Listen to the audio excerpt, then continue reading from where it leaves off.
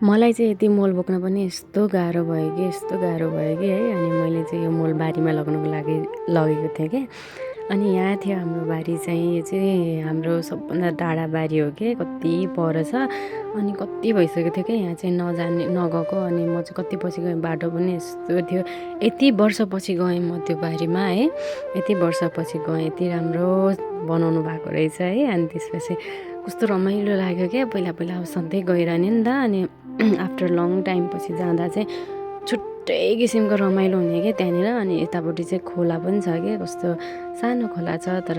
अनि अब त्यो सानो बेलाको देखि गइरहेको भएर त्यो ठाउँ चाहिँ एकदमै फेभरेट प्लेस हुन्छ नि त मान्छेको लागि। अब फेभरेट भन्दाखेरि पनि कस्तो भने अलिकति यादगारमूलक हुन्छ नि त। अनि कस्तो रमाइलो लागिरहेको थियो क्या। अनि मैले चाहिँ भिडियोहरू बनाएँ। अनि यो चाहिँ के रहेछ मलाई थाहा नै भएन है, कस्तो राम्रो तर। अनि त्यतातिर चाहिँ यस्तो रमाइलो छ है, हरियाली शान्त छ के। अनि अब गएर मात्र भएन, घुम्नलाई गएको जस्तो हुन्छ, काम पनि अलिअलि गर्नु परिहाल्यो होइन। अनि घाँस पनि काटेँ क्या मैले चाहिँ। अनि घाँस काटेर अनि फर्केँ। यहाँ चाहिँ आगो ताप्ने ठाउँ पनि छ क्या, कति राम्रो।